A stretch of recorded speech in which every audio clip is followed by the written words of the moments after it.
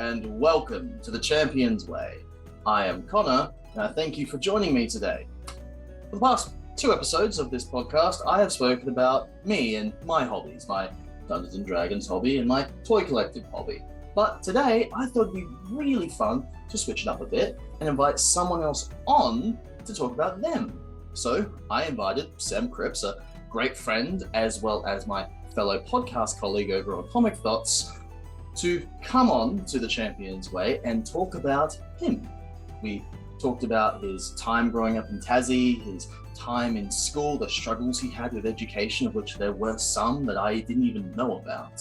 We talked about how he became a comic reader, how he became a toy collector, and how he became a metalhead. I found this to be a very interesting and insightful conversation with Sam. There are so many things that we talk about that I didn't know about him, and it's really interesting the things that you don't know until you know them and how they sort of make you look at things just even a little bit differently. So I really enjoyed this conversation. I hope you guys enjoy it as well. But before I send you off to listen to me and Sam talk, I've got one little announcement to make about the Champions Way moving forward. We're no longer just on YouTube. The past 2 episodes, and this one as well, are all on the Nerds Paradise YouTube channel, but now we're also going to be on places like Spotify, Apple Podcasts, and literally wherever else Comic Thoughts is. So go ahead, if that's your preferred way of consuming these kinds of podcasts, go ahead onto Spotify. They'll hopefully be there by the time that this is up on YouTube. That's all I wanted to say. Thank you for your time. Connor and Sam, take it away. So as you lovely people can see, I am joined by Sam Cripps. How you doing, Sam? Yeah, not bad, mate. Just went and bought about $300 worth of new clothing. And by $300 worth, I mean 2 pairs of pants and 2 shirts for a new job that I'm starting on Monday. $300, where'd you get them from? I had to go, legitimately, I just went to Lowe's because I needed high-vis stuff and I wanted proper pants that have all the, like, I feel like oh my God, Rob Liefeld character. I've got all the patches and stuff, so I can keep the shit in my pockets. I'm basically just dressed up as Cable. Cable. My new job, and I'm happy to just say that basically my new job will be me cutting a lot of grass. That's Beautiful. You only just got that job this week, didn't you? I literally start this Monday, and it's literally on like temporary terms. I still have to pass a couple of other licenses and tests and things for the job to continue. So who knows, they might have me there for a week and go, this guy sucks, and get rid of me, or it'll be like 3 I think it's 3 weeks probation kind of thing, and then once that's done, if I'm fine, they'll be like, righto, let's get him to get all the certificates and things to move on up. I guess I think you get paid a little bit extra, it's not like 50 cents extra, but once you get those certs, and the certs are just basic things like your white card and stuff. So a majority of people actually have that. I just never ever got one, never bothered. So yeah, anyway. Fair enough. Well, good luck with the new job, obviously. I hope it goes well. But we're not here to talk about the future. No.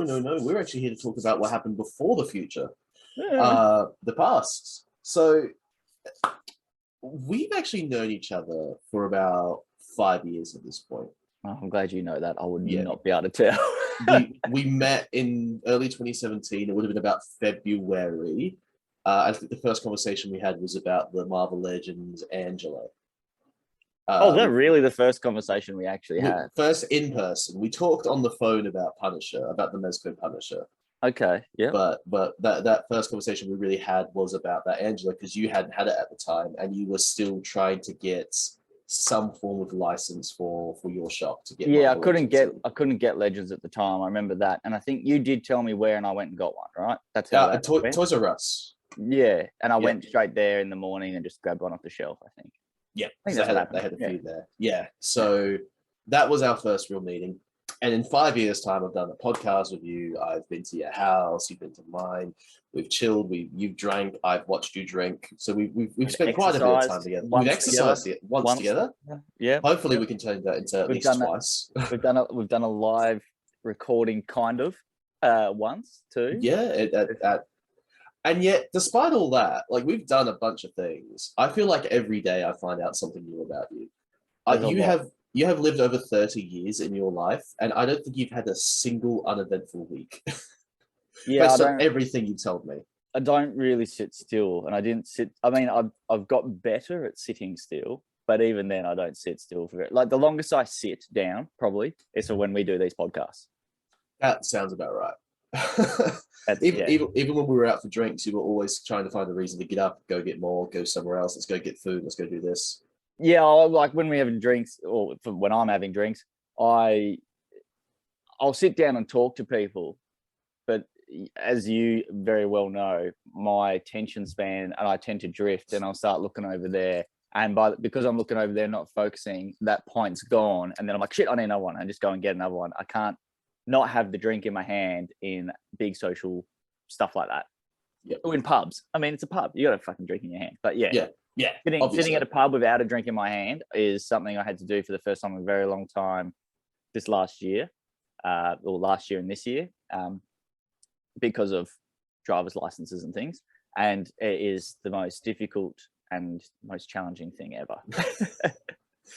Well, let's go back to long before you were allowed to drink, but all the way back to your earliest years. Obviously, you're from Tasmania, but okay, were you born in Tasmania? Yes. Yeah, yes. Tassie, born through and through. So Tasmania obviously gets like a lot of negativity thrown its way. What was your experience like growing up in Tasmania? As a child, it's pretty cool. Mainly I was pretty lucky. We had, I mean, when I was really little, we were in a pretty regular suburb called Prospect, close to a lot of friends and family. It's very close, it's a small town. But that's sort of closer to town, I guess is the way I'll put it. And as a kid, that was fine. But as I got slightly older, oh God, I don't know what year it was, or what age, but let's say I'm definitely, my brother and sister are both around. So I'm like 12, maybe 13, whatever. And we moved to a place called Blackstone. And Blackstone, the properties we had there were not like huge, like acres and acres of land, but they were big properties, big enough that we could motorbike ride around them, like around the yard and everything. We could, there's just plenty of space. If you can ride a motorbike around the yard, that's a pretty decent yard as far as I'm concerned. And I'm talking proper bikes. I'm saying you could literally go take like a 250cc and ride around. But for me, because where we lived, even first of all in Blackstone, was a big property, and we had a massive long driveway. Obviously, we could ride whatever bike, whatever toy we wanted to down the driveway. And as I got older, living in Blackstone, in different houses in Blackstone, we just moved around Blackstone a lot. A good bunch of my friends, or I made friends with all the kids surrounding. At one point, there was literally, I had friends on one side and the other side of the house, and we lived on a riverfront. So we had the whole river and all this land and stuff. There was even a farm a bit up behind us, where all you had to do was call the farmer, get permission, and you could go up there and ride motorbikes. We pretty much would get skateboards. One of the main roads of Blackstone is this big downhill road. We'd get 5 skateboards, put it under a mattress, ride that mattress down the fucking hill, straight into like a gutter and eat shit. Damn. But like, and also this is another thing. This is peak Jackass, like the TV show stuff. Yep. So we're literally jumping bikes into walls. I know on YouTube there is a video, and it doesn't look like it's that much, but my driveway at that house was like this big dip, and I'm riding a wheelie bin with a skateboard under it down the driveway. Why is there a skateboard under your wheelie bin? It's a wheelie bin. No, so you need the wheels of the thing so you can lay it down. Okay. You lay it down. Okay. I was imagining straight up, but you're laying down. Laying down. So then I could like sit on it up properly like this and try and steer it on the front by leaning. And I hit, there's wood chip spot. I hit this wood chip because I used to be able to ride it all the way down, and I'd be able to turn it and go through this little gate, and then I'd have to jump off because there was just a giant, like a 1-story drop. So I had to jump off before I got to there. But this one time I hit the wood chips and my body slid forward, and my thighs hit the rim of the rubbish bin and fucking like sliced both my thighs like really badly, and I hit the ground and I'm rubbing my legs. But the funny thing is, on the video that is on YouTube somewhere, the quality is so shit because of the old camera. It literally looks like I'm not moving. Like it's like, like it just looks like I'm going super slow. It's like everything when you watch any footage of people riding motorbikes and skateboarding or whatever, and you go, well, they're not moving that fast. They are. It just doesn't look like it. It's this weird thing with film I've noticed, especially in the last couple of years when we're trying to film motorbike stuff, is it never looks as impressive as it does in person. Yeah. So yeah, anyway, that Blackstone, that's probably my main growing up space. You have had such a different childhood to mine.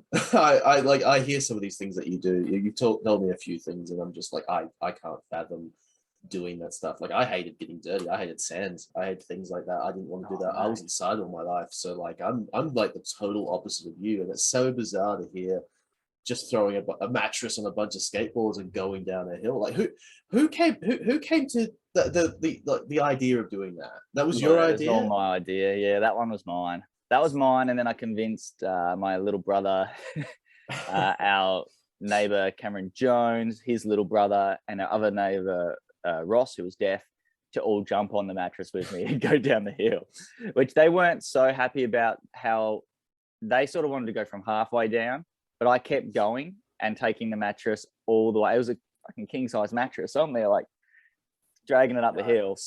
And I just remember them going, that's enough. That's enough. And me going, nah, we can, because it was like one drop, then a bit of a flat, and then a big drop. And I was like, nah, we can coast that flat. It'll be fine. And we made it. We did it a couple of times. But I know Cameron Jones, he literally jumped a push bike straight into a wall as a kid, and that was one of the funniest things I've ever seen. And even he like didn't hurt himself. He just laughed. He like folded like a pretzel when he hit the wall. The back tire, the bike smacked him in the head and everything. Ooh. And we're all waiting for that moment of like, oh my god, this kid's dead. Yeah, this is where we learn our and lesson. I'm trying not to like laugh, because just the way it unfolded and the way he folded was just, I don't know, it's just the funniest looking thing.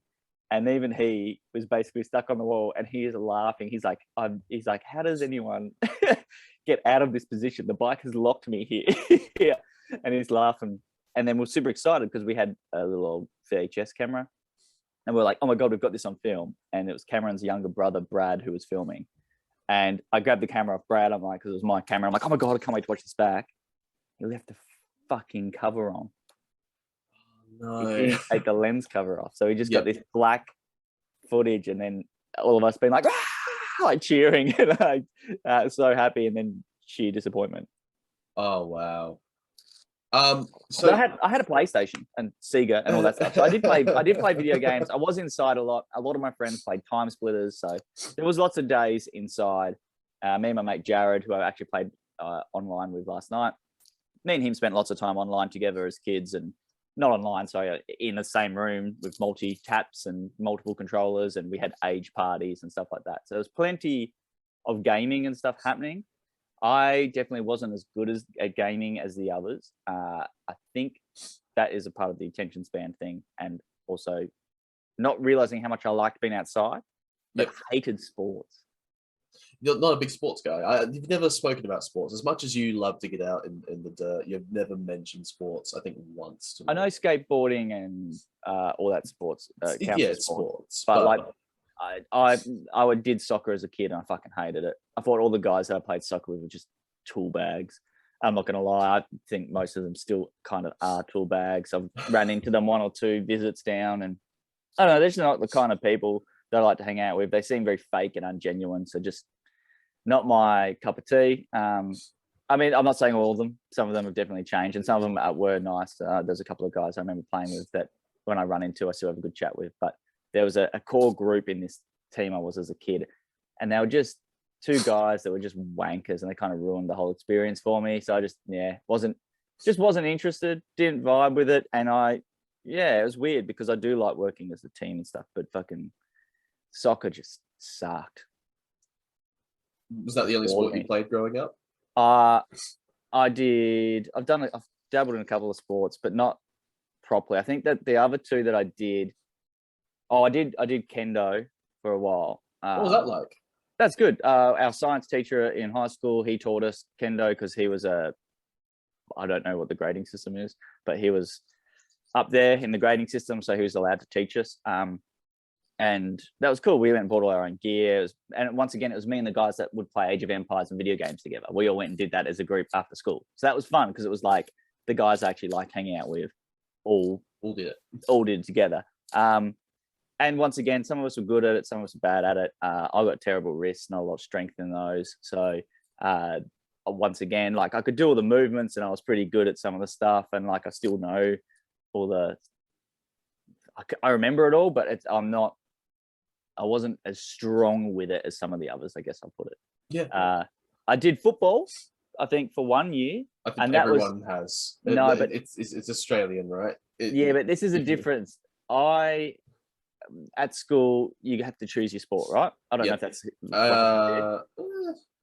You have to choose your sport. There's like a sport. So every I don't know, if it was Friday afternoons, you'd have to have your sports clothes to go play that sport.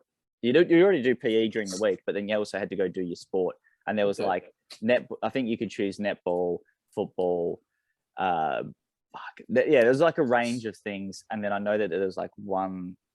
I'll call it. You had to be special to not have to do a sport, and you have to have like something going on mentally or physically.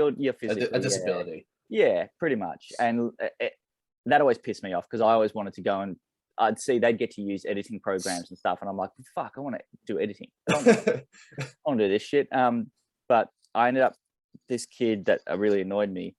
I remember him being like, I'm going to play football.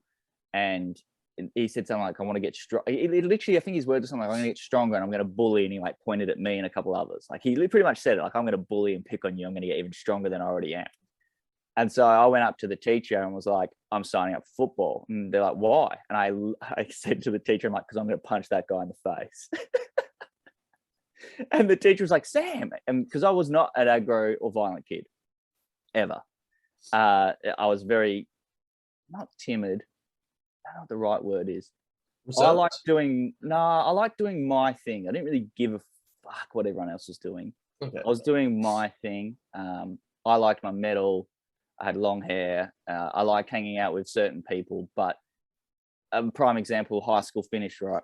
Everyone's crying and cuddling and being like, oh, it's been the best years of our lives. And I'm like, fuck this, I'm out. I like literally jumped in the car. And Mum's like, don't you want to say goodbye to your friends? I'm like, no, I'll see those dickheads later. Like my friends I will see again.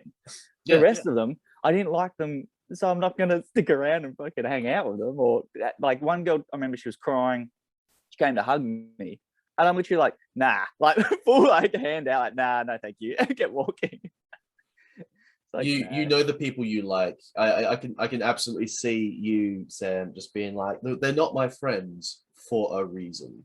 Well, yeah, they weren't. It wasn't even the fact that like I didn't hate them. Yeah, exactly. It's like I haven't talked to you for majority of my year or whatever. Yeah, we probably had a class together, but it doesn't mean I fucking know you. Yeah. So at some point, when I mentioned this all to you, and us going through all this and talking about this sort of stuff, you gave me a few things that might be worth reading up, and I sort of cherry picked them for expediency purposes. Yeah. But you mentioned at one point that you almost drowned. Oh, I've nearly drowned. Technically, I think 3 times, but the first 2 were probably the worst. One of them when I was very little, I fell into a pool, and I think it was either my friend's dad or his stepbrother jumped in the pool and fished me out. Because I am, even to this day, a terrible swimmer. Okay. Terrible swimmer. I don't know what it is. I've got nothing. Like, I just don't float. Even like, I feel like my air, like, fill up all the air in my lungs. And I just I'll be like, I'll last like a second and then I'll tip and then just go straight down. Like, there's just, it's weird. I don't float at all. I mean, there's not much of me, but yeah. So that first time was, I think I fell or a kid was pushing. I can't remember. Just off like a step and went straight down. Second time was in a river that I swam out. I swam out to a buoy a floaty, basically, if you don't know what a buoy is, out in the water. BOUY, not boy. Yeah. Not a person, but like Not a a person, a floating. Yeah. So I swam out to that because I was going to go jump on a boat that was next to it. And my brother's friend, so they're only like, we're only kids. So he's thought it was funny to take off on the boat as I've basically got there. So he's taken off on this boat, this little like blow up boat with a little motor. And so that means I'm stuck on the buoy, and I had like this full clothing thing on. So I was like, I can't actually, like, I've got nothing left. I can't swim back. So I had to just wait there. And like, then I ended up just waiting, going, they're actually like out of view. I'm like, they're not coming back for a while. Fuck, they think I can make it back. And I sort of sat there and I was like, nah, you know what? I'm going to make it back. So I tried to swim back and I nearly didn't make it. Like, I just got there because I was fully dressed, basically. I had shoes on. I had everything on. Then the next time, the third one, was I had been partying with some friends and jumped into a pool, which was, at the time I was a lot older. I'm in my probably like 20s. Oh, no, it would have been 18. I would have been 18, 19, jumped in a pool and just couldn't get back up. Like, I don't know what it was. The pool was that deep and I didn't realize how deep the pool was. Like, that was my mistake. Like, I've jumped in and I've had drinks, and at that time I'd had some smokes, some wacky tobacco, and jumped in the water thinking I could just jump in and then push myself back up off the bottom, which I've done hundreds of times because I can't swim very well. And literally jumped in and then was just like pushed and was like, oh, I'm not going to get there. And then because I'd been drinking and smoking so much, my lungs and stuff were just not there. So I got it. I did manage to swim out, but that was such a struggle. That was rough. But yeah, the first one was the worst one. The other two were kind of more like I made it and was just like, fuck, that could have gone so wrong. So you also mentioned immediately after mentioning that you've almost drowned a few times, you also mentioned you might have some memory problems. When I was very young. Yes. So what's that about? So I was diagnosed with like a short-term memory loss problem. Do you still have it? Oh yeah, it'll never go away. Yeah. Okay. It's a forever thing. The only problem is so I was diagnosed with it when I was a kid, so short-term memory loss basically. Yeah. But it works in such a strange way that, like, unless I lock something into my long-term memory, I'm not going to remember it. Or I have to, for me, I've come up with a system for myself in a way that I have to attach like a physical, like if you give me physical stuff, like if you said, Sam, lift this, move that, do that in this particular way, I'd figure that out and do it. I built radio stations with a friend and stuff like that for a school. Like I can do technical things, but I have to do it, and I have to be with someone doing it. If you just give me a list or tell me to learn it from a book, not going to happen. Or I'll like a list. Here's a prime example. You give me 5 things on a list. First 2, 100%. The third thing I'll probably get because I'll repeat it to myself. The next 2 will either not happen or I'll forget them and just come and ask. I'll be like, hey, I did those. What was that other thing? Like, it's always like, first thing, not a problem. Second thing, not a problem. Third thing is iffy. And then the other 2 will not stick in. That's not always the case, but that's just the easy way to explain it to people. The memory stuff gets tricky, was really tricky at school. Yeah, I was about to ask, like, how was that growing up with? It was shit in the way that even now, no one identifies what I've got as a like learning disability or anything. So learning at school was frustrating. I hated my math teacher. Most of my math teachers I fucking hated and despised because they just give you fucking paperwork. There was no hands-on learning with math. It was all just paper. So I learned nothing. I sat next to who eventually ended up being the bass player in my he's the bass player in every band I've ever been in. Sam McCarthy. I remember for 1 or 2 years sitting next to him in maths, and I literally just sat there and copied his paperwork. That's all I did. I just rock up, sit down, literally blatantly look at his thing and write it down, and just like, what'd you get for this one? What'd you get for this one? In other words, I just didn't do it. So I'd pass everything, but I fucking didn't do the work for math. English, the teacher we had was obsessed and it was nearly my whole high school thing. He was obsessed with Romeo and Juliet. Okay. And I was so fucking furious at him all the time. But once again, being the kid I was, I didn't know how to direct that anger or anything. So I'd just not go. Like, I'd have a signed sheet saying I had to go and do music, or I had to go and practice this, or go and do that. Or I'd do anything to get out of it. I'd always be trying to sign up for whatever musical thing was happening in production or whatever. I end up even singing in one or two, if you can call it that, just to get out of English, because all he wanted to do was talk about Romeo and Juliet, yet I couldn't spell basic words. Without Pokemon cards, I wouldn't know any maths at all. And English has only really come to me, even if you look through my early 20s, my English is terrible. And my friends in Adelaide and in Tassie were pretty brutal to me sometimes about my spelling. And so I decided that all I had to do was, because, I'm erratic, had to slow down. So I've learnt with texting, especially, to have predictive text on and slow down and just try and make sure everything looks like it makes sense. And also to just, be calm, sort of try and calm myself down when I'm doing stuff.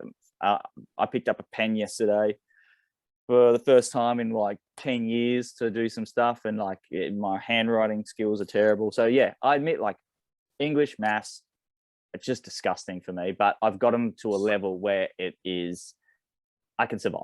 Yeah, it's possible. You've managed with something clearly you didn't get the support for. Even now, sometimes it seems like you struggle to get the support for it. I taught myself English and maths straight up. Fuck my teachers. I don't care what they say or what they think. My parents were very supportive of it all, but also I don't even really think they knew the amount of, I'll say, cheating I was doing at school. Yeah. I mean, that's fair enough. And it sounds like something that's like, it requires a bit of work from someone else to really provide, because school is obviously so based on paperwork and repetition and theory. It was weird. My schooling was bizarre, because like especially high school, I found everything was fucking paperwork. And the couple of teachers that saw me, I guess, failing with the paperwork, they would help me in other ways when they could. The problem is you've got a class of 30 students, 20 to 30 kids. It doesn't really, and you've got 90% of those kids are nailing it at just getting the paper and being told, hey, do this, and they go, oh, okay, yep, no problem. Where there's that small group that just have no fucking idea how to look at paper. So even in college, a teacher that I had who was amazing, rest in peace, he passed away a couple of years ago. He was a fantastic teacher. He taught me radio and stuff. He encouraged me to try and do some of the exams and things. And I did a radio exam, and it was so bad that when he got it, he pulled me aside and was just like, look, this is borderline unreadable / you've never done an exam before. You don't know the format, the way this all works. I was like, I said that, like, I was all very sharp with him. I was like, I said that I wasn't going to be good at this. I can't spell. I can't write the things from here to here. And I can't, sitting in the exam, I could hear the clock ticking, and that was fucking setting me off. I hate clocks. And like, just weird. I got fucking furious that I even had to be in the room. So I don't even think I finished the last couple of pages. And he basically said, look, it's unmarkable. So he gave me the highest grade he could. And I think it was level 4 is what you can do without having to sit an exam. So he gave me the highest grades in level 4, because he's like, level 5, you have to do an exam. I'm just going to throw this in the bin. You never did this. So that way it wasn't like I failed level 5. It was just, I got the highest grade in level 4. Yep. So there's people like that were super supportive, that were just like, look, and the worst thing is, like, the level 5 stuff I could do with my eyes closed. Like, I built the radio stations that all the level 5 kids were fucking using with my friend Nick. Like, me and him sat there, built the computer stuff, plugged in Pro Tools, did all that, just did everything. Like, if that studio had anything going on, if Nick wasn't fixing it, because Nick was the main dude, it was me. So I don't really know. I don't like any of the schooling systems the way they work when you've got students like me, because I don't think the schooling system is set to succeed for people that not even necessarily have a learning disability, but have even a struggle learning in particular platforms. Like we all know that some people are hands-on and some people are absolutely book smart. Yeah, no, absolutely. You could explain something to me verbally all you want, but I need to see it, and then I need to do it over and over again until I can actually do it. Like I physically, like, I cannot just, unless it is specifically a paperwork thing where, all right, cool, writing and whatnot, that's the skill that I'm learning, because you just do that. I needed to see. I only got my pen license because it was like the last day of school and the teacher felt bad for me and was like, here's your pen license, stop using a pencil. I never got my pen license. Yeah, right. They never gave it to me. My handwriting is still probably too bad for a pen license. I'm not gonna lie, because terrible. As soon as it was like moving into high school, they started introducing computers and stuff. So it was like, well, my handwriting, I didn't need to improve it much during high school. I've got to say this.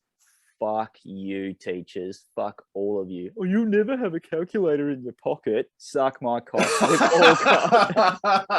We've all got calculators in our pocket. It actually happens. Like, I posted that in a chat with a bunch of my, I'll call it my Age of Empires friends. And it was really funny because I was like, hey, let's tell all those teachers to suck our dick. We've got calculators in our pockets. We've amounted to something, is what I put. And one of the guys back, he's an engineer, and he replied back with, literally, he's like, my first day doing like an engineering test thing was like, the teacher was like, use a calculator, no mistakes, don't be a fuckhead. So it's like, wow, you had teachers all through school just being like, you won't have a calculator, you have to do all this in your head, you have to do it this way, you have to, like, borderline being very aggressive to us as kids, being like, you will never succeed in life because you can't do maths without a calculator. And then now it's like, you watch any business, someone's just like, right, what's 4 plus 4? Like, no one does it in their head at all anymore. No, absolutely not. It's actually funny because, like, we're 7 years apart. You're 1990. I was born in 1997. So you experienced the 90s. I may have been born in the 90s, but I essentially experienced the 90s in retrospect from the 2000s. But you actually lived through the 90s. You live in Tasmania. You're growing up there.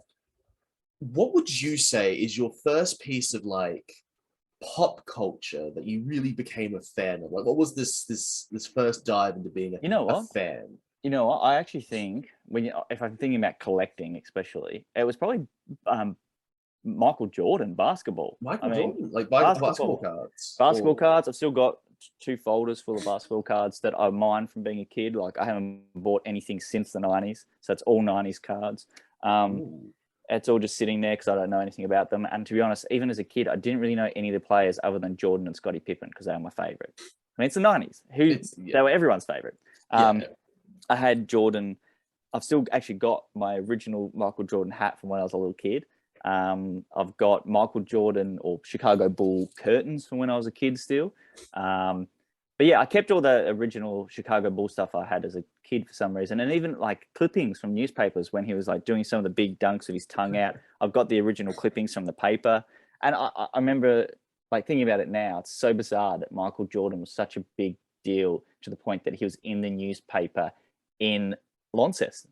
In random nowhere, Tasmania. Yeah, exactly. Like, and I remember there was a card shop / comic shop, and I think I remember buying comics from there as a kid, but like it was all 90s X-Men stuff that I admittedly would just look at the pictures and go, oh yeah, and like not really give a shit about.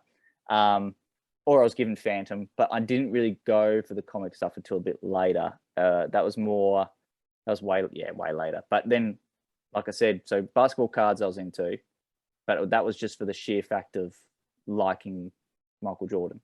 Because you like Michael Jordan, but you said you weren't a big sports guy. Were you like? No, did you like basketball at all? I did play basketball as a kid, but I don't really remember much of it. And I was so short and so small that I could never really score, and so uncoordinated that I was shit at it.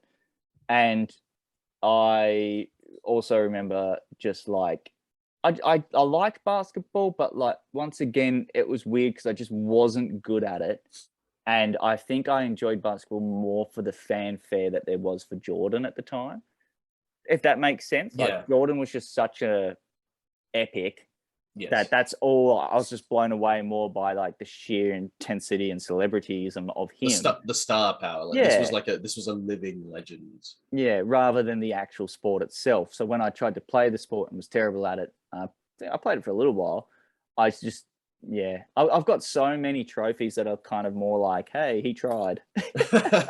Participation trophies. Yeah, bullshit trophies. But yeah, so it was weird that that's where that started. But then Pokemon, my friend Jared gave me a Weedle. That was my first ever Pokemon card. And then I had hundreds of them, thousands of them, helped me learn maths and English by reading them and fighting them and whatever. That's how I basically learnt most of those skills, was through those cards. So you got your first Pokemon card from your mate, and you played Pokemon, like the actual card game, with him as well? At that point? We kind of played it. I more played it with some kids at recess, other kids. There was a big collectors group to the point where there was meetings on weekends with young kids. This is in a primary school, where we'd all go to a guy's house and trade cards, talk Pokemon, and all kinds of stuff. But the sad thing is, I remember in primary school, I had another kid who somehow they shoved their hand in my folder and stole like a heap of my rare cards, like my Yu-Gi-Oh, not Yu-Gi-Oh, what's his name? One of my mythical birds, a bunch of stuff. I just remember them getting stolen. And it might have even been my Charizard card got flogged too. Ooh. And yeah, just a bunch of stuff got stolen. And I know from that point onwards, like I was so fucking angry and sad that after that, I basically gave up. I kind of disassociated with Pokemon then a bit, because it was like, I played the games more. I got away from the cards and just kept what I had. And then years later, I either gave or sold off all my Pokemon cards in one lot to another kid. And I kind of moved on to Yu-Gi-Oh. Right. So you also played the games. Like, you were like Pokemon obsessed at that point in time? It was everything Pokemon type deal? I loved Pokemon. I had a lot of Pokemon stuff. So did my brother. But I wouldn't say, it's weird. It was more like, once again, I dabbled. Like Dragon Ball Z, I love Dragon Ball Z, and I had action figures and posters, and I had all the Tarzos. I still got all. I got rid of the Tarzos too. So I even had the original Tarzos back when they first were released. So I collected all that stuff, like, anything 90s collectibles, like Tarzos, Yu-Gi-Oh, Pokemon, all that stuff. I collected and have sold off. The Yu-Gi-Oh stuff was a strange one, because Yu-Gi-Oh came into the point where I think I was even starting high school, and I remember me and one or two of the kids there fighting each other and swapping cards in grade 7 or 8, and other kids being like, what the fuck, losers, like making fun of me for doing it. And I will admit, the kids I was playing with weren't even the guys that I'd normally hang out with. They were strange. But it was, and I think because like Yu-Gi-Oh, I knew how to play it, and the two guys that were collecting it didn't. I got really frustrated again and gave up, because no one else was doing it where I lived, and they were either still getting Pokemon stuff, or they were just didn't care anymore. They were like, "Oh, I'm in high school now. I've grown out of it."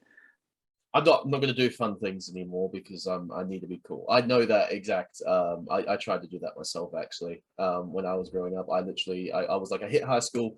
I stopped reading comics, I stopped playing video games, all video games that my friends were playing, and I stopped doing the things I liked, and I was a miserable person. I think all my friends played video games. So like Time Splitters was a big one for us, but and Age of Empires, even to this day, we'd still play Age. And with that same group. But the big thing was that everyone was definitely diving into music, like everyone was. And I struggled, because everyone that was getting into music that I knew was either really doing acoustic singy shit, or I don't know, it's just all crap. And so me and my really close, like basically my brother Milner, me and him Milner started the drums. I'd tried drums, was shit at it. This is the same Milner that I met? Yes. Yes, this is Milner. Yeah. And I started playing a bit of guitar. I'll admit, I'm still shit at guitar. I can play a little bit, but I'm just not good at it.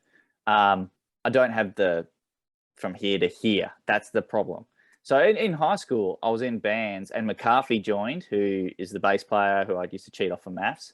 So there was me, him, there's another guy called Andrew, and we just started, I think our first one was called something like Dead Marsupials, was I think the name.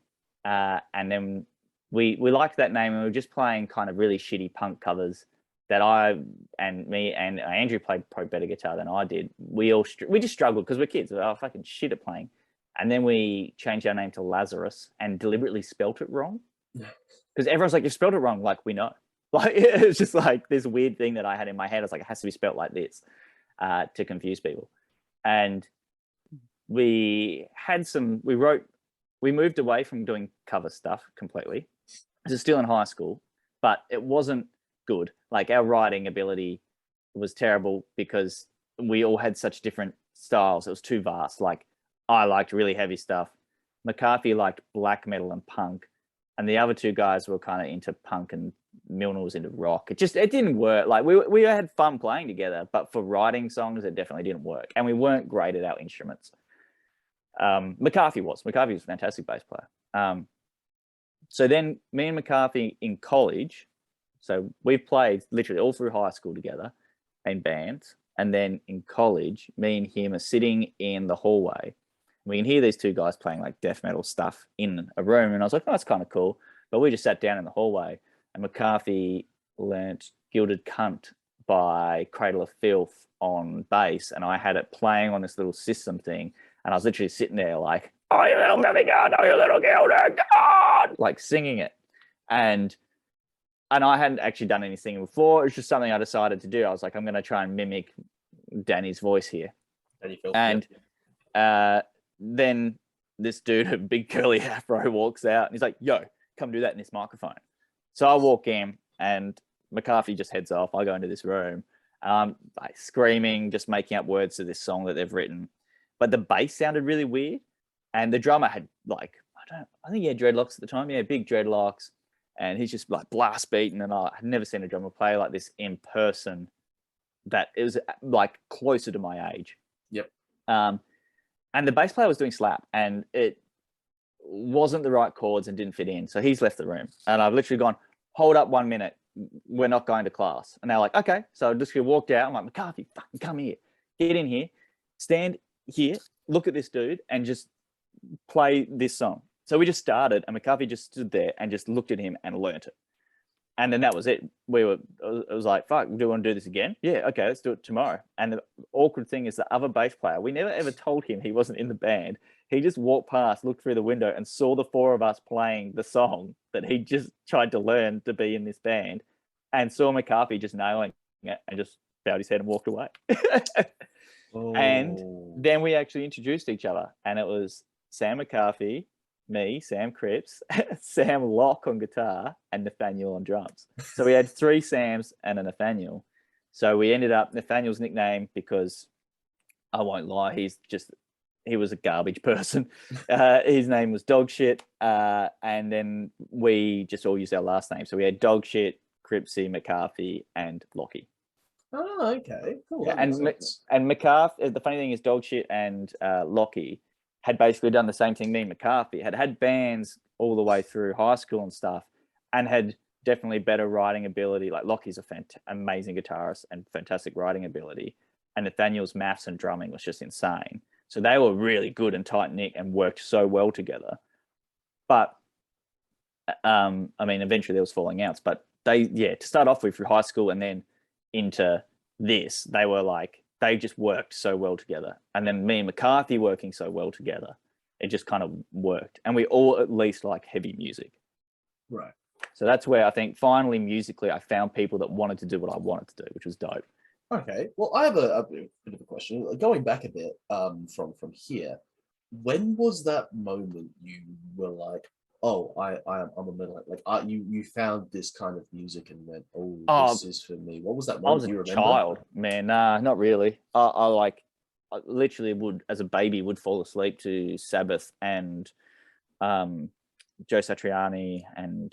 Did your parents like this kind of music? Dad likes old school rock and roll stuff. Like, so Sabbath, he liked Joe Satriani. He liked REM, I think, was there. Cream, AC/DC. Yeah, mum and dad was definitely more rock. Mum has a pretty wide taste. She's definitely into musicals and things.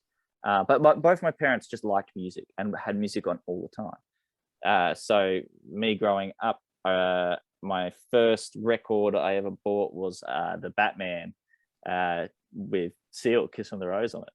Like, that was my first record because I loved Batman so much. I bought the record. I loved the movie.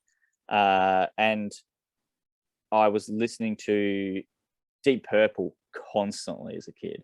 I just put the Deep Purple Machine Head album on, and I still listen to that on the regular. It's like one of my favorite albums. It's my favorite album. It's fucking fantastic. Deep Purple Machine Head is just one of the best albums. Every song is just a fucking masterpiece. And then from that, so we'll say that's rock, heavy rock that I'm into. Of course, I liked Sabbath and some other stuff. And then I think when me and my mum went to the RSPCA to get a dog, there was a competition with the guys that ran Triple J at the time, and Korn was playing, and I got given, or mum won the competition and she gave me the album. I'd heard, I think, one or two of their songs before, but mum gave me Korn Issues that she won. Yep. And mum was like, they're like, oh, this lady's won it. She's not going to have a clue. She's like, look, I'm a pretty hip teacher, because mum was a teacher at the time. She's like, I know who Korn is. And just handed it to me. And she's like, oh, maybe he'll be into this because he likes rock and roll. And I heard that album, and I must admit, I remember in my head just being like, what the fuck is this? This is so weird. I like this, but I don't know why I like this yet. I can't categorize it in my head. Yeah. I can't put my finger on it, but there's something and then about I this. literally, from that, somehow, I think I was listening to a lot of Triple J, The Racket, and so I was listening to just lots and lots of different metal stuff. I could never remember who anyone was. A kid at school, in high school, in year 7, he helped me out by giving me heaps of CDs that I would, listen to constantly. He gave me, because that's when burning CDs first became a thing.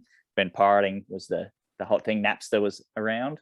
There was, I already liked Metallica. I already liked a lot of that stuff, but he gave me Disturbed. He gave me Manson. I know the Matrix movie was out, so I had that soundtrack too. So Rob Zombie and all that was on there. It's weird. Like, I heard all these, I think I heard all of the bands kind of all off like random mix CDs that friends and stuff had, more so than anywhere else. But it was already stuff that I had kind of heard due to radio, and it was around, but now this was going, I was like solidifying it in a weird way. Yeah, like I know that the start of high school was definitely probably when I dived more into it. But the funny thing is, as high school went on, I noticed, so I think Blink-182, Good Charlotte, Sum 41, all that stuff was coming out, and everyone was obsessed with it, and I just didn't like it. I think I liked the Hell Song by Sum 41. I'm like, that is it. Like, the rest of it I thought was just shit, and everyone loved it, and I couldn't figure out why, and everyone wanted to be punk. And I remember everyone rocking up to school trying to dress slightly more like that. When I rocked up to school, I had tight, skinny jeans on, Converses. If I didn't have a flanny, I'd have a Metallica shirt on with my school shirt undone, long black hair, sometimes nails painted. So legitimately, the only thing that's changed in your wardrobe is your fingernails and your hair. Well, literally, because I tried to go goth at one point because I thought goth was sick. I loved that. I loved Wednesday 13 and I loved Manson. And Wednesday 13. I don't hear a lot of people talk about him for some reason. I love him. So fantastic stuff. And I liked Cradle of Filth. But then I literally was like, it's too hard. Like, fuck dressing up every day. I'm too much of a bum to do that shit. But yeah, I just went with the sort of the more flanny look. The flanny doesn't get brought out as often as it used to anymore. I used to wear it like every day, no matter what. But like I was saying, everyone sort of went to this punk rock vibe, and I hated it. And I was listening to, by the time everyone's listening to that stuff, I'm already listening to Cannibal Corpse, Arch Enemy, Opeth, Psychroptic and stuff from Tassie. I was already listening to Napalm Death. I was already way heavier than any of the other guys. McCarthy's probably the next closest because he loved that punk stuff, but he was also really into Dimmy Borgir and black metal stuff. So me and him kind of the Euro metal scene. Yeah, so me and him, but he was very much like, I had to be like just fucking white noise and blast beats. or punk, and mine was definitely that death metal and sludge Recorded stuff. on a broken cassette player. Yeah, pretty much. And yeah, so I know that it was weird. My mate Cameron, he liked a lot of the music I liked, like Slipknot and Korn and Limp Bizkit, all that 90s stuff. And he liked Slayer, Metallica, and everything else beforehand with thrash. It's weird. Thrash and new metal are probably the two big ones. And then for me, it's death. And then Cam kind of skips death. But me and Cam weren't friends really in high school. Our friend Lee, but we weren't like buds. We became really close in college. Right. Because we both realized we're like, everyone else sucks. Like, they've all got this weird, like, oh, I play sports, bloody fucking da. Where we're like, well, we want to play guitar, drink beer, and scream at each other. This sounds way better. Fair enough. I understand that. I'd probably take the latter of the two, to be honest. Now, do you remember your first action figure, Sam? First action figure, first. No, not my first, but I know I can like give you a sort of rundown of some of the early stuff. So early action figures is definitely, I had shitloads of Street Sharks. I had shitloads of wrestling figures, heaps of wrestling figures. Well, you big into every now and again I'll make a wrestling reference and you'll only get half them because you don't watch it anymore. But like you were a big 90s. Wrestling fan? Early 90s stuff. It was more we couldn't get it on anything, and when we did get it on stuff, like Monday Night Raw or whatever. I don't even know if it was Monday nights back then, but I mean, I watched WCW and WWF. Yes. So they were the ones I liked. I liked Sting. I liked Goldberg. I liked Stone Cold Steve Austin, Kane and Undertaker. They were kind of the main ones. I think I stopped watching it when there was a guy that dressed up as a superhero called the Hurricane. Yes, the Hurricane. So I think Hurricane is when I definitely had started to lose interest. Hurricane, it's sad because Hurricane has some of the genuinely some of the funniest things in wrestling. He is genuinely funny. He did a bunch of things with The Rock. It was genuinely. I mean, I saw really all the Rocks, big up and drop. Mankind and Undertaker, Hell in a Cell. Mankind. I mean, I got to see that on TV. Yeah, you saw that. Did you see that live? I did. I don't think it was live. It was a repeat of I watched it on.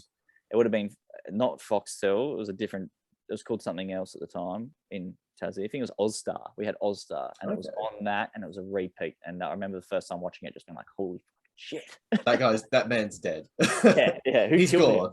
Yeah, he's living up to his name. The Undertaker killed a man. But yeah, I was right into it. We used to all wrestle, and obviously all the wrestling games on PlayStation were actually fantastic until the last couple of years. I think they've kind of declined, but. Yeah, I think I was into all of that stuff.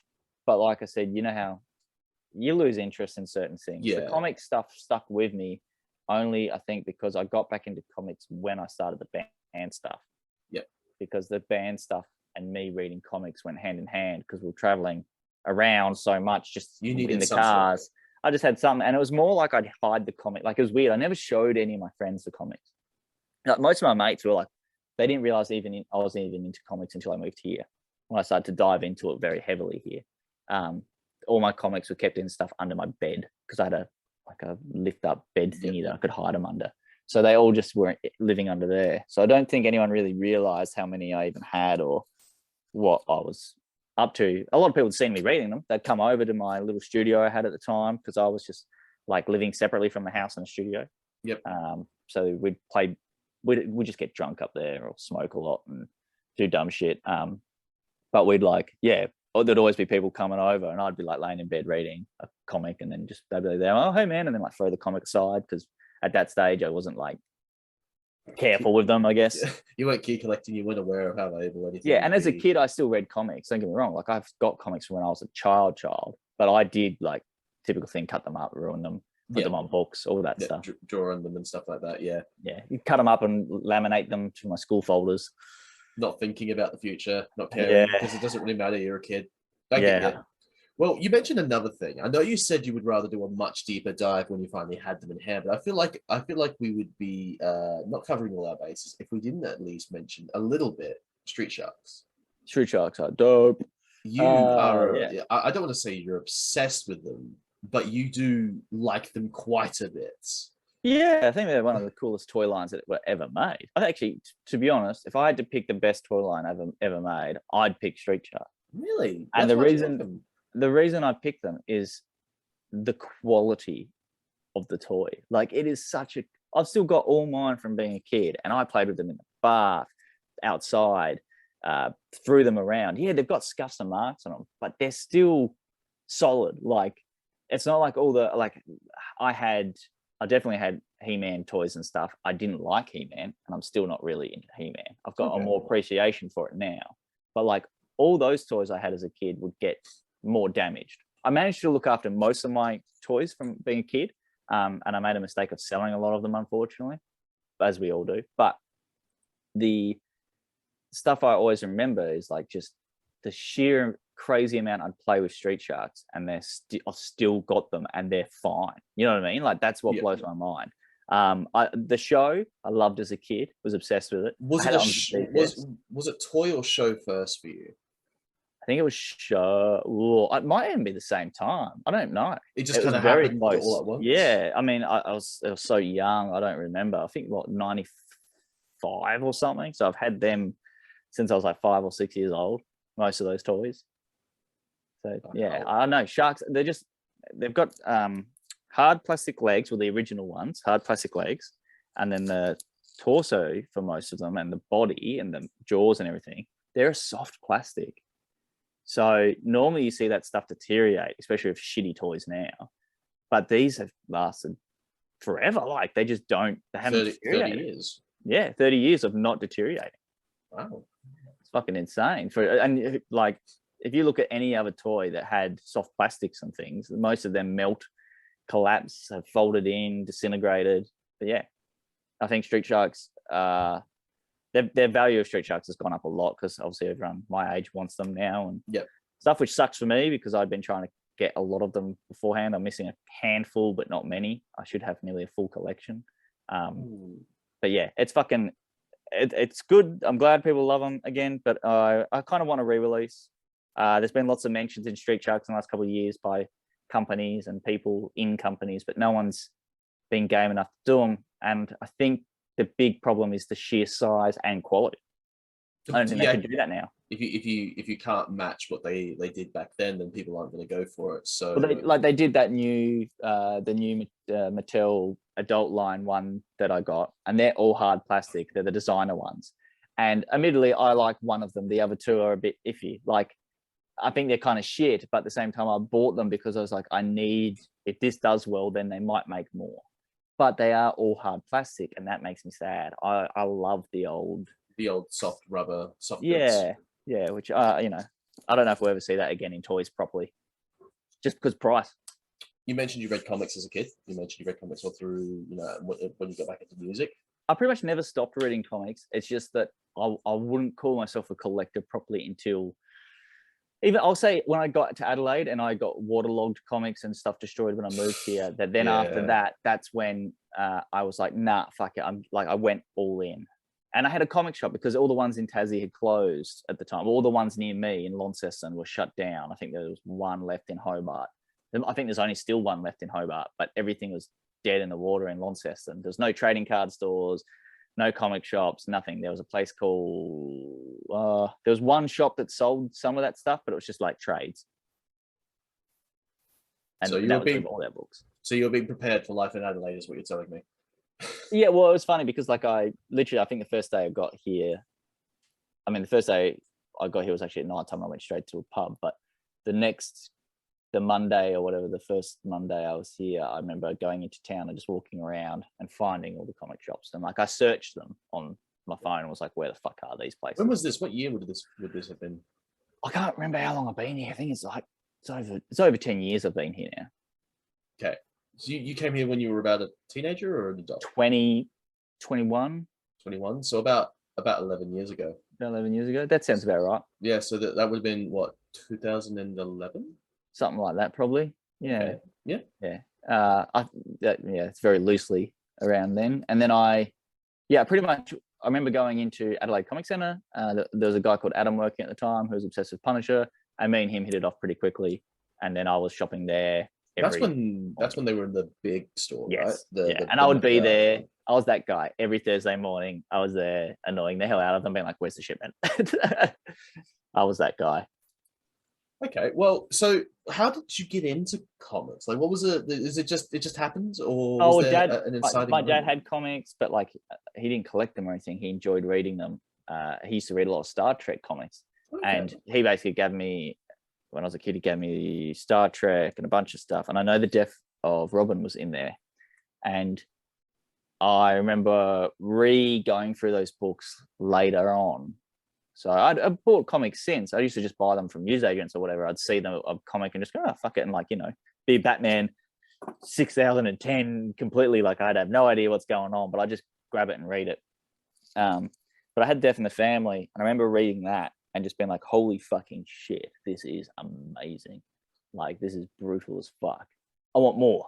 I want more brutal as fuck. Where's comics like this? And realized that comics could be adult, and that's when I just started to try and buy more. But being in Lonnie was difficult. So when I moved here, that's when I was like, there's comic shops, I can just get a standing order and it's way easier. Yeah, absolutely. So you've read Death Death in the Family? Was it the Death of Robin? Sorry. Yeah, Death of the Robin basically like Death made of me Robin. go, fuck, this shit's Yep. brutal. I want to buy more. Me and you, Sam, we can disagree on all the things. In fact, we'll probably disagree on plenty of things moving into the future. That's just going to happen. There's one thing that I don't think, no matter what happens, we'll ever disagree on. We both love Spider-Man. Yes. When did you fall in love with Spider-Man? I don't even know. I think I always liked Spider-Man. I had toys of Spider-Man. Like, it's just one of those other things that I just didn't, like, I didn't focus on it as a kid.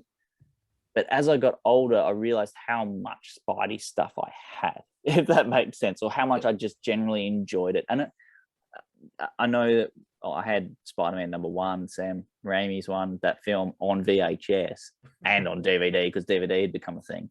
Yep. And was just like, holy shit, like, I'm reading this character. He's on the screen. This is fucking amazing. Like, this is cool. So I think even with those films, it pushed up to the point where, like, literally staring at me, I've got like a record, like the old school, the Amazing Spider-Man and Friends vinyls and stuff. Like, I had just heaps of Spidey stuff throughout my life, and just never ever stopped, I guess is the best way to put it. I think that's just the best way to put most of my collecting. Is it seems to start with like just one thing, and I'll collect it, and I'll either collect it for like, it could be a year, and then I'll stop and go, this isn't for me. I haven't enjoyed this. This has been either a chore or a fucking just not enjoying it. And I know we all go through stages like that, but with me, I then have something like Spider-Man or Moon Knight or Street Sharks, where I just never didn't want them. It just kind of you woke up one day and it just felt like it was forever that you liked it. Yeah. Like now, I'm 32 this year, and I can honestly say that I mean, I've had even Spawn comics since I was a kid, and I never ever would have imagined giving it away or passing it on or ditching it. Where Pokemon cards, Yu-Gi-Oh cards, other stuff I've sold and got rid of, like the basketball cards. It's strange that I kept those. I've probably put them up for sale once or twice, and people didn't want them. Okay. And that's why I ended up just going, well, hang on, no one wants them, I'll just keep them, because that's what started my collecting. Yep. And Goosebumps books, probably stuff like that. It's hard to say what really started collecting, but the stuff that I've kept collecting, it's definitely Spidey and Moon Knight and things like that. Just because the love for those characters just never went away. Even Street Sharks, like I said, I keep collecting them. I keep buying them. I think I've got doubles and triples of certain characters because I can't remember because all my stuff's locked away. But I don't think I'll ever stop buying that stuff unless I finally go, nah, I've had enough, or I've completed it. Okay. Or it's just financially not doable. Like that's been a big one where I've slowed down on collecting. I mean, I've slowed down a lot on my collecting this year and last year because I'm trying to buy the house stuff. But I think my collecting, once I buy the house, will also slow down even a little more than it already has. I think there'll be like a solid couple of years, 2 or 3 years, where just trying to get on your feet. I won't be buying as much. I'll probably look through what I'm reading now and just go, nope. I kind of even made the rule to myself that I don't buy #1s now unless it's a character I have always collected. So if it's Spider-Man related, I'll have a look at it. I didn't even buy Savage Spider-Man. Like, I'm cutting myself way down, but that's because, you know, unfortunately, you got to do adult things with houses and whatever else. Yeah. So I guess that's the best way to put it. Is I think my what was the question exactly? Sorry. I literally just asked how'd you get into comics? Yeah, so getting into got into Spider-Man specifically, I think, actually. Yeah. So I think getting into Spider-Man was more of just always was kind of thing. I don't think there's a defined point where I've gone, fuck, Spider-Man's for me. I might have said there is in the previous thing. I just can't remember it right now. Who knows? I can do that. I might contradict myself every now and then with memory. Yeah, no, that's totally fair. You're the biggest Spawn fan I know. Yeah. Is that also another thing that just came out of nowhere, or do you? That was to be honest, that was more the movies, I guess. The movie. You saw the movie, and then you were like, I need to know more. I'd been given lots of Spawn comics by various people because no one wanted them for a long time, but never had in order until I think in the last couple of years. And I started collecting Spawn, like when I said I'm going to get all of it, was when no one gave a shit. And I thought, this is great because no one wants this. They're $1 each or $2 each. I don't have to fight for people to get them. You know what I mean? Like, yeah, it's not like, especially like with my Spider-Man collection, a lot of the books I need now are thousands of fucking dollars, and I don't have that. So Spawn collecting more started out of, I actually liked the film, and then I was like, oh, that film was fun and it's super cheap. That's cool. It's a win-win. No one gives a shit. It's kind of also why I probably kept on with Street Sharks, because Street Sharks, I used to buy them for like $4 or $5 at secondhand markets. Yeah. And then now they're like, you know, minimum of $20-something if you're lucky for half of them. But yeah, I think Spawn, to be honest, really did start out of me going, this is terrible. I love it. It's cheap. So that's definitely a bit different to most of my collecting. But even actually, it's also why I started collecting X-Force at one point. It's why the early X-Force run, which I've nearly got every book for that, I think. I literally was like, I'm going to collect this because I love the artwork. I love all the patches. I love the terrible Rob Liefeld type stuff. I think that's heaps of fun. And I love that 90s kind of vibe. But it was also like cheap. You could buy those books for $1 as well.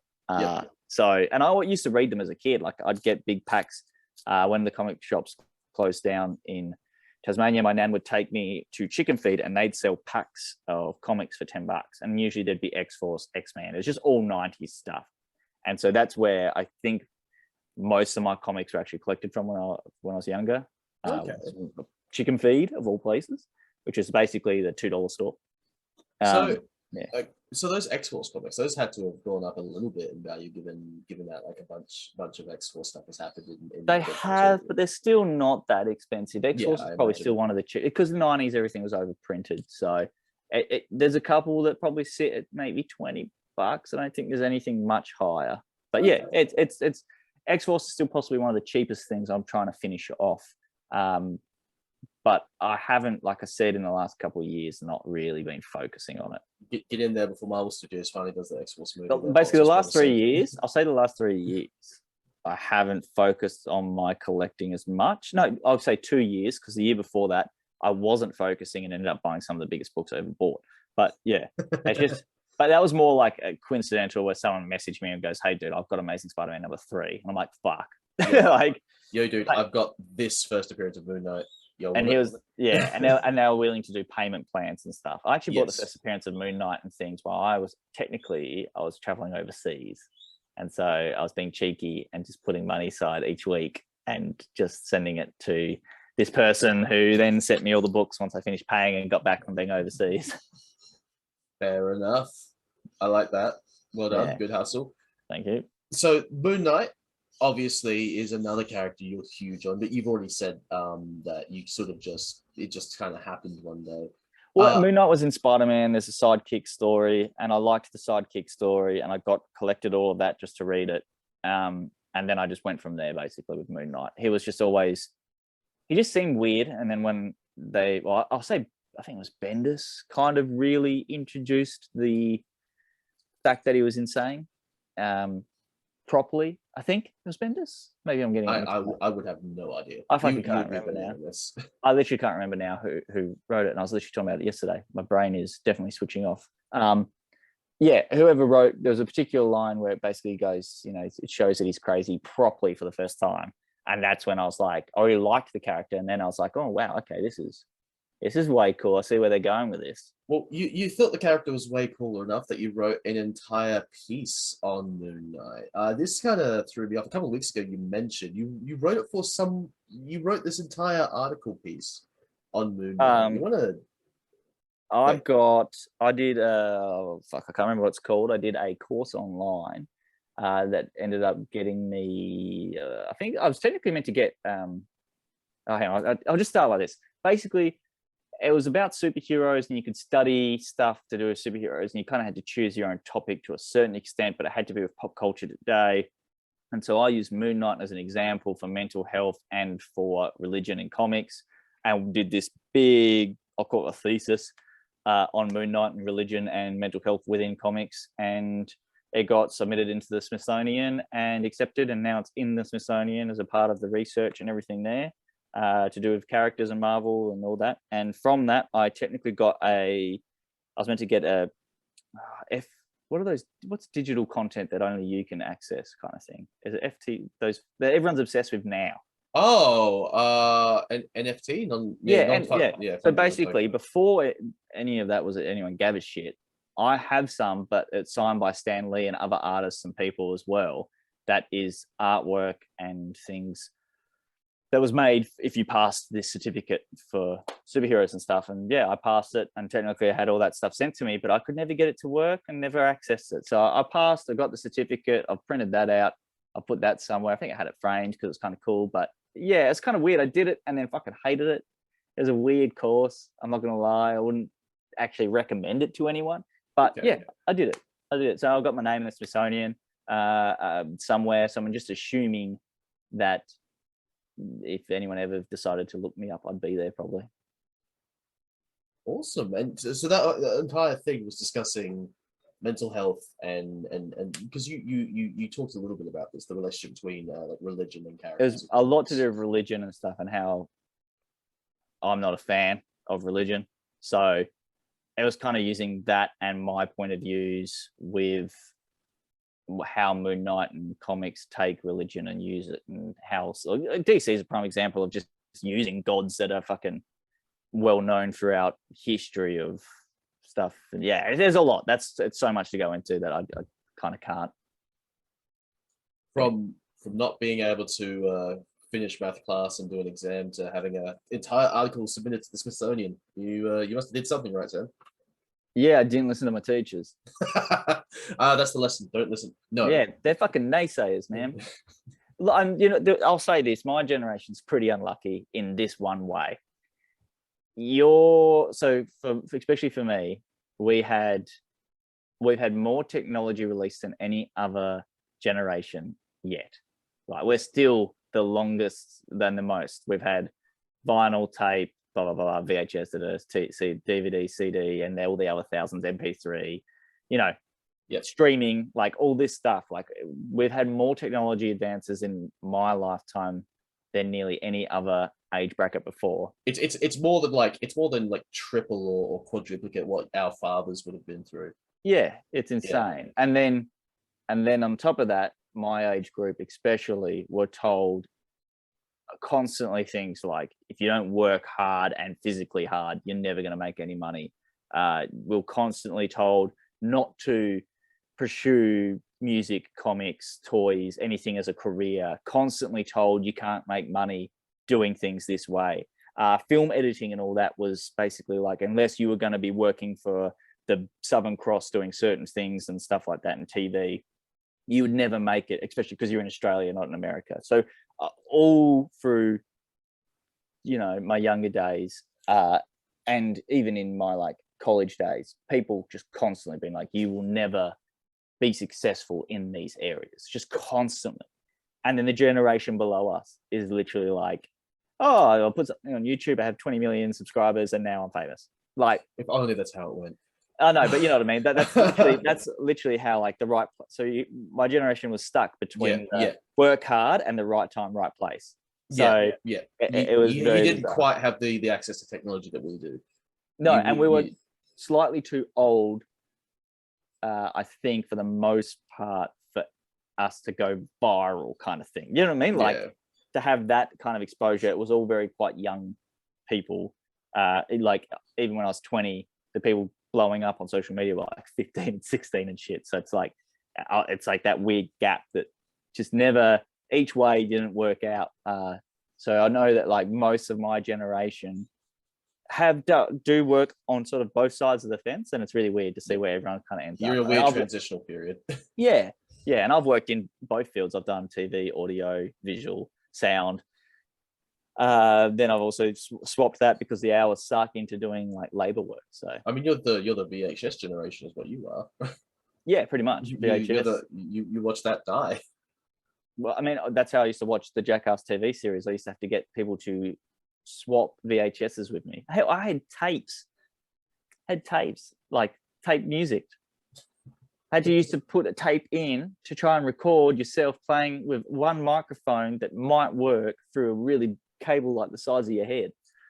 Like, yeah, I've gone through all the technologies now. And now we're here on Zoom. Yeah, just on Zoom, recording and streaming and talking about how shit technology is. How dare it be slow uploading? I had dial-up, motherfucker. It's taken an hour. I mean that's too long. Service, screw it. You know, everything's ruined. I once downloaded a movie for 3 days. Yeah. Even in the mid 2000s, it was like that. Like when I was starting to really get into technology, a lot younger. I was actually having this conversation with my mum. My favorite band of all time is Nightwish. And I literally, I looked at my mom, I was showing her some Nightwish things, because I was like, I've never actually shown you anything of my favorite band. And I'm like, you know how I actually found out about them? And she's like, what? I said, LimeWire. Yeah, the suggested and she was like, LimeWire. And she just sort of like looked at me like, LimeWire? I'm like, yeah, the program. She's like, oh my God, she completely forgot about it. I did not have sexual relations with that girl. Did you ever have that? You'd go to download a song or something, and for some reason it would always be, is it Kennedy's speech or whatever? Yeah, something like that. Yeah. So I'm gonna be honest with you. That is how I discovered porn, was LimeWire. I was too young to really care. All I know is I looked up Spider-Man, and I think Spider-Man. I think the girl's name was Mary Jane. I think that's what happened. I have to assume that's what happened, because I think that's what I looked up.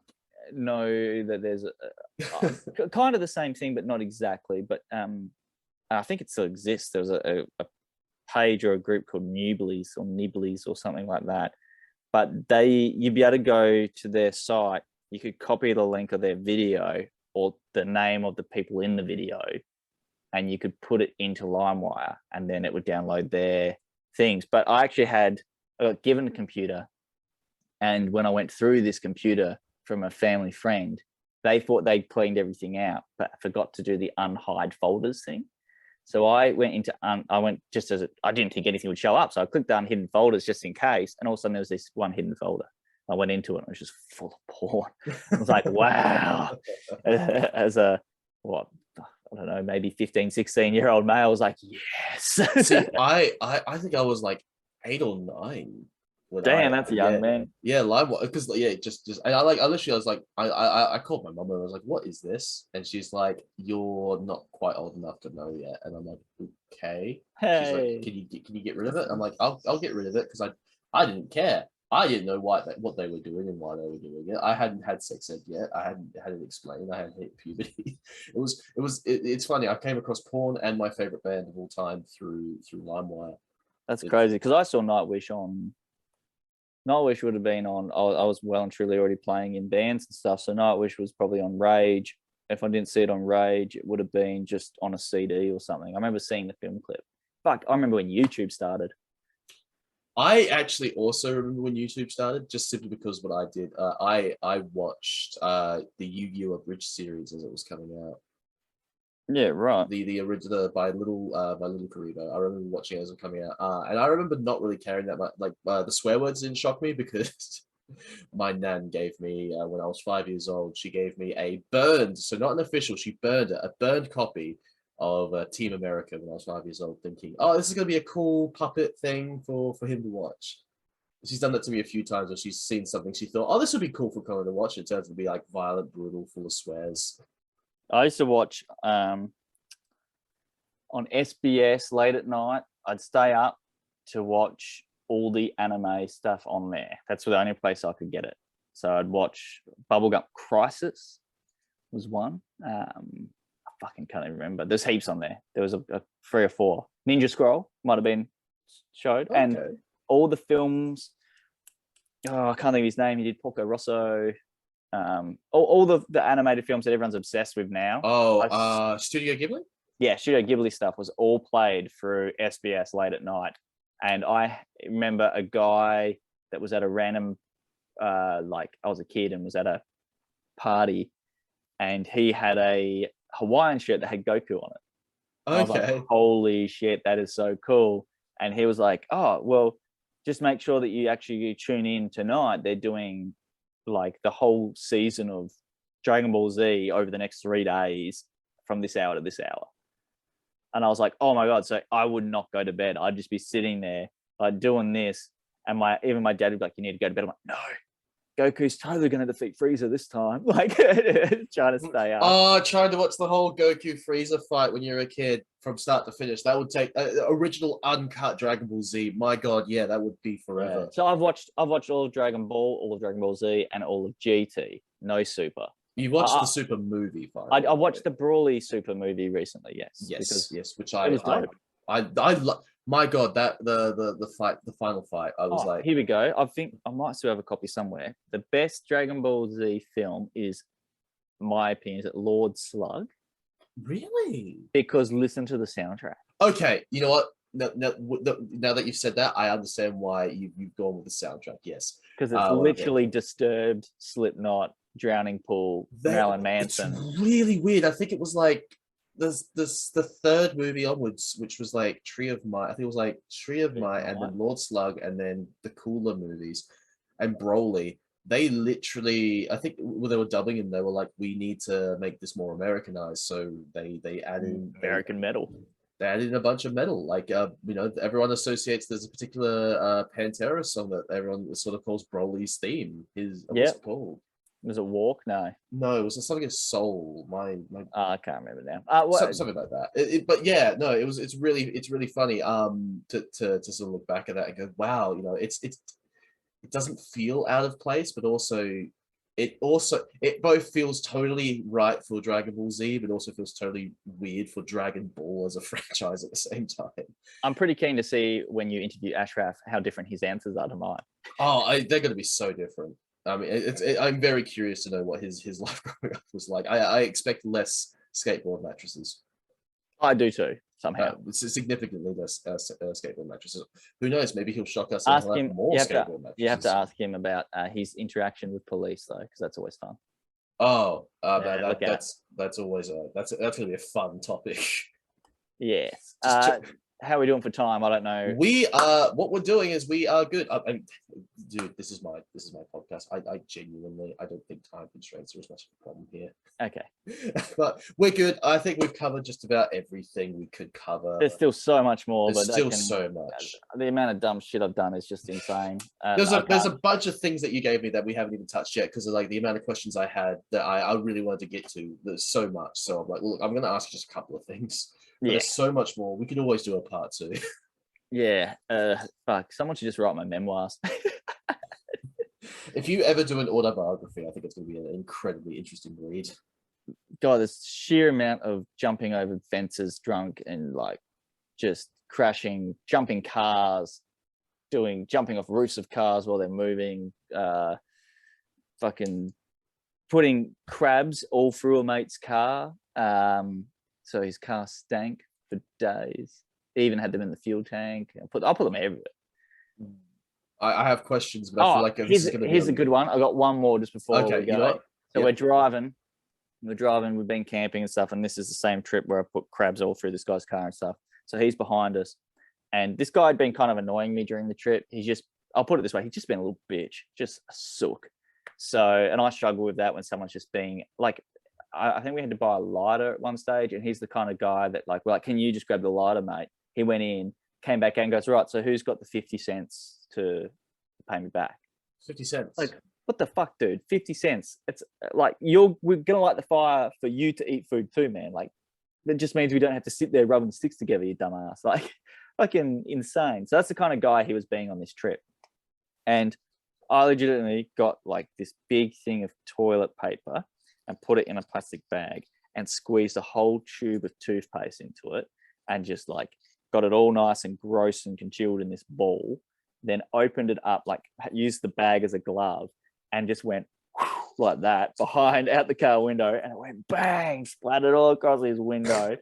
He was so angry. He's pulled up next to us. He's like, what are you doing? And I'd literally got like earbuds, put toothpaste all over them, and I'm like throwing them, and they're sticking to the car and stuff as we're driving. And every time he'd come near us on a corner to yell at something I was throwing at him, I just put more toothpaste and more paper or more earbuds just stuck to his fucking car.